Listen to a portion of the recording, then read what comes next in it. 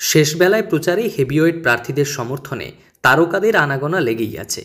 মঙ্গলবার মেদিনীপুর লোকসভা কেন্দ্রের বিজেপি প্রার্থী অগ্নিমিত্রা পালের সমর্থনে রোড শো করলেন রূপলী পর্দার এমএলএ ফাটাকেষ্ট। প্রার্থীকে সঙ্গে নিয়ে সুসজ্জিত গাড়িতে প্রচার করেন মিঠুন চক্রবর্তী।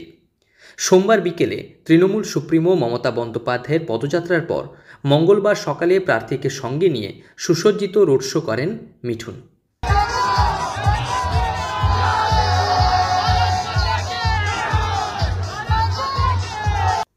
এদিন বেলা 12টা নাগাদ তিনি মেদিনীপুর শহরে আসেন।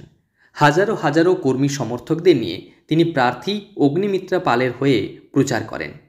সাংবাদিকদের মুখোমুখি হয়ে মিঠুন মন্তব্য করেছেন, চলচ্চিত্রের বিভিন্ন চরিত্রের সাজসজ্জা এবং তাকে সাজিয়ে তোলার দায়িত্ব সামলেছেন অগ্নিমিত্রা।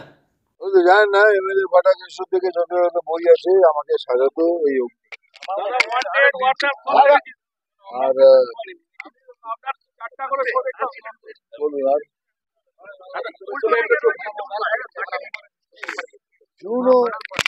জুন অন্য পার্টি ওনার মতো করবে, আমরা আমাদের ব্যক্তিগত কাউকে কোন কারো জবাব। তৃণমূলের প্রায় 20 থেকে 22 জন এমএলএ আপনার সঙ্গে নাকি যোগাযোগ রাখতো, সেই যোগাযোগ এখনো রেখেছে নাকি? দেখেননি কিছু, ভালো করে চোখ খুলে বুঝতে পারেন না? এখনো কি যোগাযোগ আছে?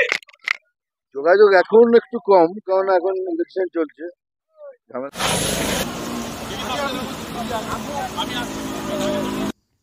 মেদিনীপুর শহর লাগোয়া কুইকোটা হেলিপ্যাডে অবতরণ করেন।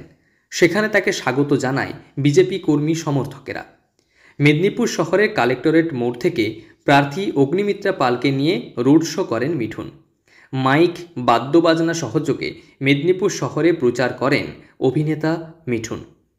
তবে প্রার্থীকে নিয়ে বিশেষ সুসজ্জিত গাড়ি মেদিনীপুর শহরের কেরানীতলা এলাকায় পেরোনোর সময় উত্তেজনা, বচসা সৃষ্টি হয়।